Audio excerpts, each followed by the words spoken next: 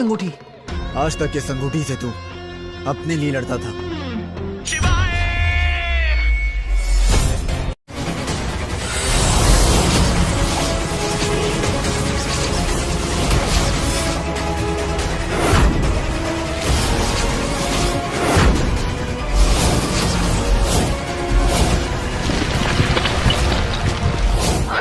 Alien हमारे बीच में है तो सबसे पहले मुझे अपनी फैमिली को प्रोटेक्ट करना होगा। I need to be strong, I need to be focused. For more updates, subscribe to our channel. Click the मुझे तुम्हारी हेल्प चाहिए अपने पापा को ढूंढने के लिए। अरे विचल, ये कैसे शॉट मारेगा? ऐसे यंत्र यहाँ। अड्डू, अड्डू कहाँ है? मुझे दिख क्यों नहीं रहा है? अदृश्य कवच यानी महायान यही है। अभी दंश मेरे हाथ से नहीं बच पाएगा।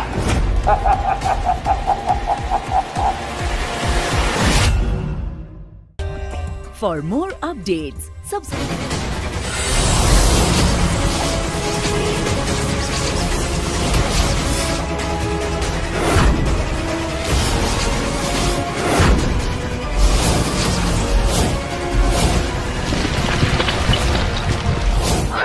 एलियन हमारे बीच में है तो सबसे पहले मुझे अपनी फैमिली को प्रोटेक्ट करना होगा। I need to be strong, I need to be focused. For more updates, subscribe to our channel. Click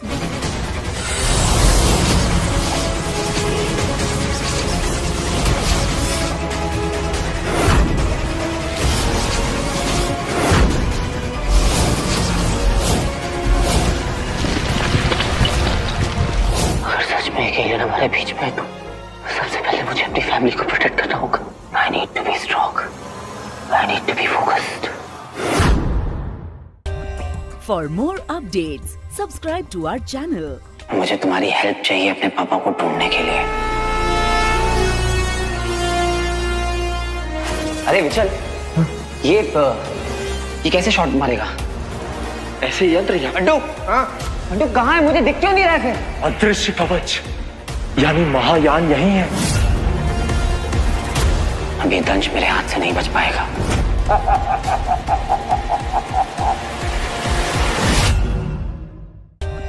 For more updates, subscribe.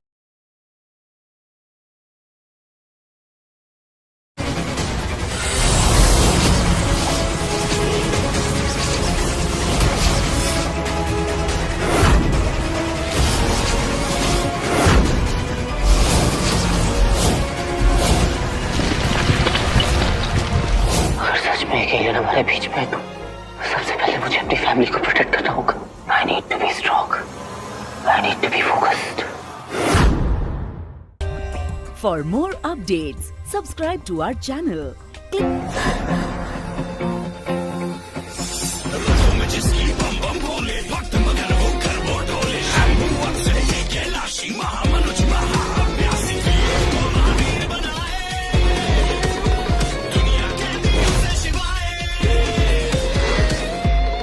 मेरी अंगूठी।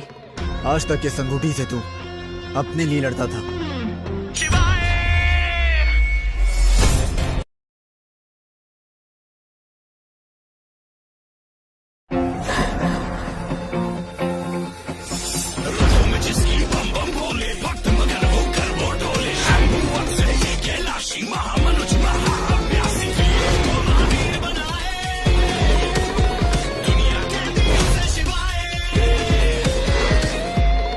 मेरी अंगूठी।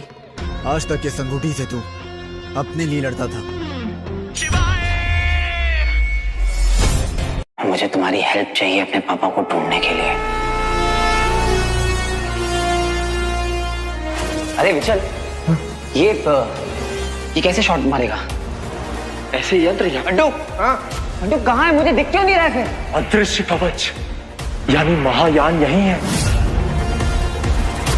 अभी दंश मेरे हाथ से नहीं बच पाएगा।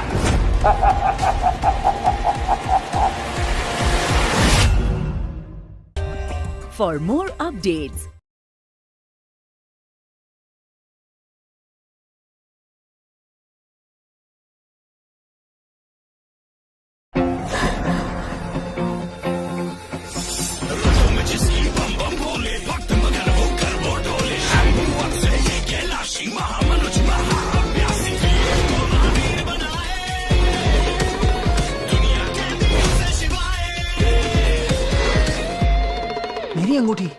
आज तक इस अंगूठी से तू अपने लिए लड़ता था।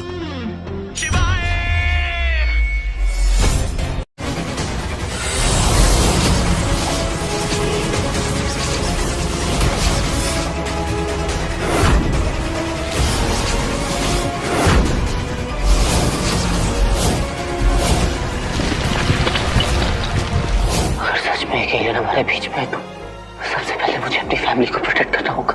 आई need to be strong, I need to be focused. For more updates, subscribe to our channel.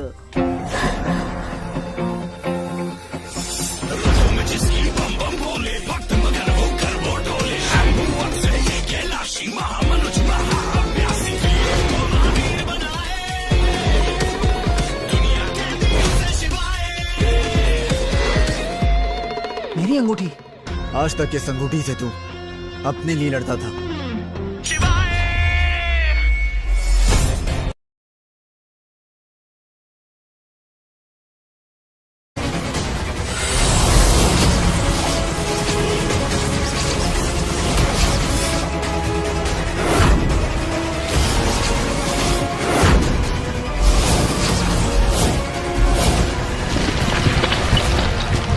अगर सच में एक एलियन हमारे बीच में है तो सबसे पहले मुझे अपनी फैमिली को प्रोटेक्ट करना होगा। I need to be strong, I need to be focused. For more updates, subscribe to our channel. Click the मुझे तुम्हारी हेल्प चाहिए अपने पापा को ढूंढने के लिए।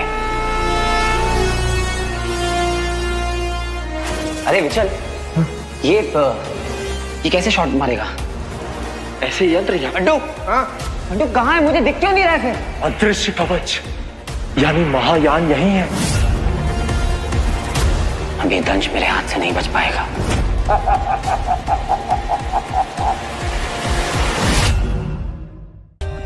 For more updates,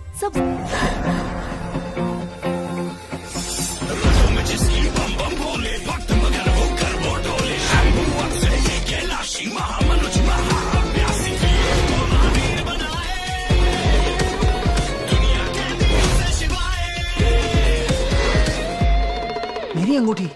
आज तक इस अंगूठी से तू अपने लिए लड़ता था।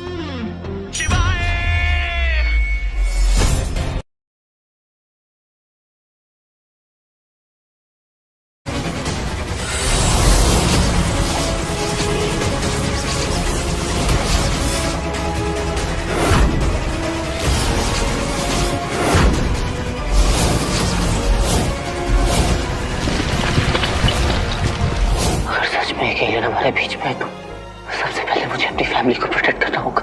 आई need to be strong, I need to be focused. for more updates, subscribe to our channel. Click मुझे तुम्हारी हेल्प चाहिए अपने पापा को ढूंढने के लिए। अरे विचल, ये कैसे शॉट मारेगा? ऐसे यंत्र या अंडू कहाँ है? मुझे दिख क्यों नहीं रहा है? अदृश्य कवच यानी महायान यही है। अभी दंश मेरे हाथ से नहीं बच पाएगा।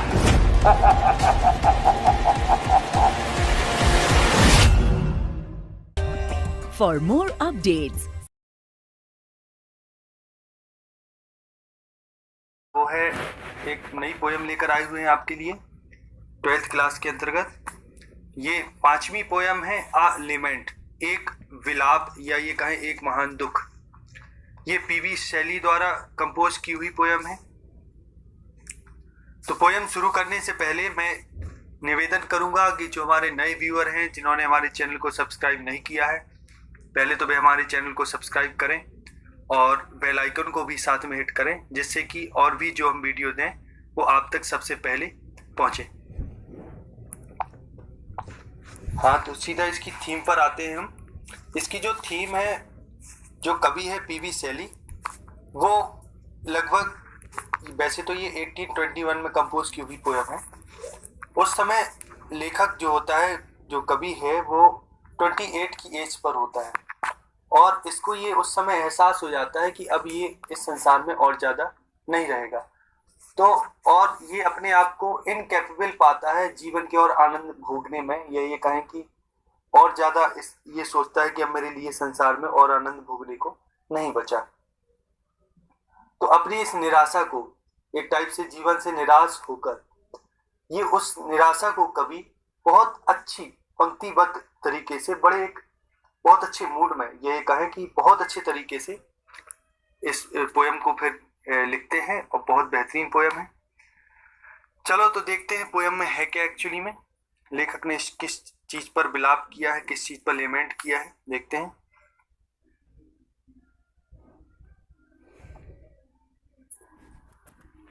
O bird, O life, O time, on whose last steps I climb, trembling at that where I had stood before, vain will return the glory of your prime, no more, oh never more।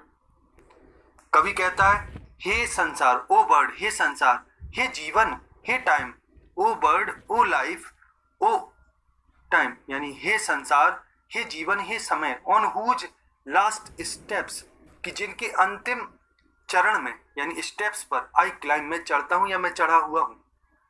कि लेखक कहता है कि जहां हे संसार, हे जीवन और हे समय, कि जिन पर मैं आज जिनके अंतिम चरण पर हूं, यानी जहां जिसकी अंतिम स्टेज पर यानी अंतिम सीढ़ियों पर मैं चढ़ा हुआ हूं।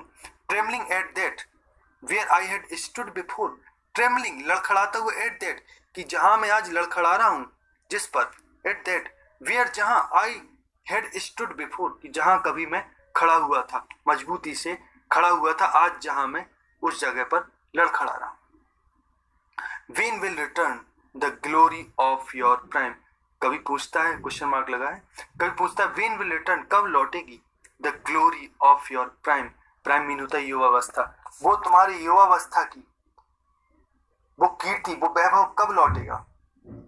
नो मोर, और नहीं, ओह अरे, नेवर मोर, कभी नहीं। लेखक कहता है कभी नहीं, अब कभी नहीं और कभी नहीं। तो इस तरीके से इन लाइनों में कवि ने दुख व्यक्त किया है। कवि संसार और जीवन और समय को संबोधित करते हुए कहता है कि जिसकी अंतिम सीढ़ियों पर मैं आज चढ़ा हुआ हूं या खड़ा हुआ हूं, वहां कभी आज मैं वहां खड़े होकर लड़खड़ा रहा हूं, और कभी एक समय था जब मैं वहां मजबूती से खड़ा हुआ था। तो दुख व्यक्त करता है, कहता है कि वो अब मेरी युवावस्था कब लौटेगी। तो कहता है कभी नहीं लौटेगी, कभी नहीं, नो मोर, ओ नेवर मोर। आगे देखते हैं। Out of the day and night a joy has taken flight, fresh spring and summer and winter hoar, move my faint heart with grief but with delight, no more, o never more. कभी कहता है out of the day and night, कि दिन रात में से, out mean होता है में से, out of the day and night, कि दिन रात में से, अ जॉय हैज टेकन फ्लाइट, की एक आनंद यानी जो एक खुशी है वो फ्लाइट ले ली उसने, यानी मेरी दिन रात में से आनंद ने फ्लाइट ले ली, अर्थात आनंद उड़ गया। अब वो आनंद नहीं रहा मेरे दिन और रात में से। अ फ्रेश स्प्रिंग, फ्रेश स्प्रिंग यानी वो ताजा वसंत, वो नया वसंत, एंड समर वो गर्मी, एंड विंटर होर मीन होता है तुषार, यानी वो बर्फीली जो बर्फ होती है उस समय, सर्दियों के समय में जो हल्की हल्की सफेदी आ जाती है मौसम में कह लें, या पत्तियों वगैरह में हल्की हल्की बर्फ चढ़ जाती है, तो विंटर होर वो बर्फीली शीत या शीत ऋतु यानी सर्दी। Move my faint hurt, my faint hurt, फेंट मीन होता है धुंधला या दुखी, लेकिन इधर मतलब है दुखी से, मेरा दुखी हृदय, विथ ग्रीव, कि मेरा जो मुरझाया हुआ या मेरा जो दुर्बल हृदय है वो मूव हो जाता है, सिरह जाता है, काहे से, विद ग्रीव, दुख से भर जाता है। तो लेखक कहता है कि जब मैं इस फ्रेश स्प्रिंग, समर और इस शीत ऋतु को देखता हूँ, तो मेरे ये सारी चीजें मेरे उस मुरझाए हुए हृदय को, उस दुर्बल हृदय को दुख से सिरहन पैदा कर देती हैं, बट विद डिलाइट, लेकिन आनंद से सिरहन पैदा नहीं करती। नो मोर, अरे बिल्कुल नहीं, ओ नेवर मोर, अब बिल्कुल नहीं, यानी वो चीज जो चली गई अब वो बिल्कुल नहीं है, कभी नहीं है और कभी नहीं है। तो इस तरीके से ये पोयम समाप्त होती है। तो आशा करते हैं ये पोयम आपको बहुत पसंद आई होगी। तो अधिक से अधिक लाइक करें, आप अपने वैल्यूएबल कमेंट जरूर दें, क्योंकि कमेंट से हमारा उत्साह बढ़ता है। और इसको अधिक से अधिक शेयर करें। आगे के लिए नेक्स्ट वीडियो मिलते हैं, तब तक के लिए नमस्कार। जय हिंद, जय भारत, वंदे मातरम।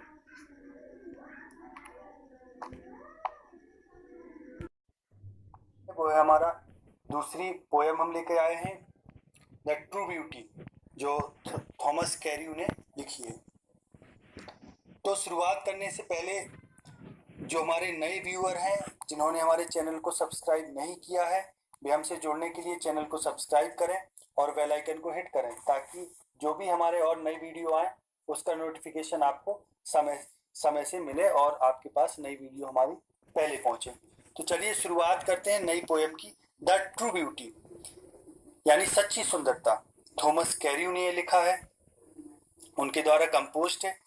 ये इस पोयम में कवि चर्चा करता है दो प्रकार की सुंदरता, दो प्रकार की ब्यूटी के बारे में। एक होती है फिजिकल ब्यूटी, शारीरिक सुंदरता, एक होती है स्पिरिचुअल ब्यूटी, आध्यात्मिक सुंदरता। तो इसमें कवि कहता है कि जो फिजिकल ब्यूटी होती है वो समय जैसे ही गुजरता है तो फिजिकल अट्रैक्शन खत्म हो जाता है, फिजिकल ब्यूटी वेस्ट अवे हो जाती है, खत्म हो जाती है, नष्ट हो जाती है। लेकिन जो एक स्पिरिचुअल ब्यूटी है, आध्यात्मिक सुंदरता है, वो कभी नष्ट नहीं होती, चाहे समय कितना भी हो जाए। वो एवर लास्टिंग है, इमॉर्टल है, अमर है। तो चलिए आपको बताएं पहले तो ये जो ये पोयम है द ट्रू ब्यूटी, ये एक फेमस लिरिक है। लिरिक मतलब एक गीत है। ही दैट लव्स अ रोजी चीक, कवि कहते हैं कि जो वह व्यक्ति, ही मतलब वह, दैट जो, लव्स अ रोजी चीक, जो गुलाबी, रोजी मतलब गुलाबी, गाल को जो प्रेम करता है, और a coral lip admire, coral mean एक मूंगा होता है, एक मूंगा नाम का एक रत्न है जो लाल कलर का होता है। कोरल लिप एडमायर यानी ओंठों की जो उपमा है इधर, ओंठों को कोरल जैसे कलर का, कोरल यानी मूंगा होता है, उसके कलर का बताया गया है। यानी कोरल जैसे लाल लाल ओंठों की प्रशंसा करता है, एडमायर मीन प्रशंसा करना। और अथवा from star like eyes doth seek, from star like eyes यानी तारों जैसी आंखों से सीख यानी खोजता है, fuel to maintain his fires, fuel ईंधन, टू मेंटेन बरकरार रखने के लिए, हिज फायर्स कहने का कवि का इधर अर्थ है अपने प्रेम की अग्नि को बरकरार रखने के लिए जो गुलाबी गालों की प्रशंसा करता है, कोरल जैसे ओंठों की, गुलाबी गालों को प्रेम करता है, कोरल जैसे ओंठों की प्रशंसा करता है, तारों जैसी आंखों से ईंधन खोजता है अपने प्रेम की अग्नि को बरकरार रखने के लिए। ऐसा प्रेमी जो शारीरिक, इस प्रकार के शारीरिक सौंदर्य को प्रेम करता है। As old time makes, old time कहने का मतलब है जैसे ही समय पास होता है, समय गुजरता है, समय आगे जाता है, तो दीज डिके यानी जो भी ये सौंदर्य है, चाहे वो रोजी चीक हो, चाहे वो कोरल लिप हो, चाहे तारों जैसी आंखें हो, जितना भी ये शारीरिक सौंदर्य है, ये समय आने पर, समय के पास होने पर नष्ट हो जाता है। तो ऐसा प्रेमी जो अपनी प्रेमिका में ये सब खोजता है, उसके गुलाबी गालों को प्रेम करता है, उसके कोरल जैसे लाल ओंठों को की प्रशंसा करता है, और उसकी तारों जैसी आंखों से अपने प्रेम की अग्नि को निरंतर बनाए रखने के लिए, यानी अपने प्रेम को बनाए रखने के लिए उससे ईंधन खोजता है, मसाला खोजता है। ऐसे प्रेमी की हिज फ्लेम्स यानी उसके प्रेम की लपटें, फ्लेम्स मीन लपटें, यानी उसका प्रेम, जो उसकी प्रेम की अग्नि है, मस्ट वेस्ट अवे, अवश्य नष्ट हो जाएगी, एक दिन नष्ट हो जाती है। तो आगे देखते हैं अब। बट लेकिन अभी लेखक ने इस फिजिकल ब्यूटी के बारे में बताया कि फिजिकल ब्यूटी के नष्ट होने पर प्रेम भी नष्ट हो जाता है, वो प्रेम नहीं रहता जो फिजिकल अट्रैक्शन पर बेस्ड होता है। अब कभी चर्चा करते हैं, बट लेकिन a smooth and steadfast mind, gentle thoughts and calm desires, heart with equal love combined, kindle never dying fires, where these are not, I despise lovely cheeks or lips or eyes। अब लेखक कहता है वहां जहां, what a smooth, एक निरंतर एक सा रहने वाला, स्मूथ मतलब बिल्कुल कोमल, एक सा, निरंतर एक सा रहने वाला, एंड स्टीड फास्ट माइंड कि जहां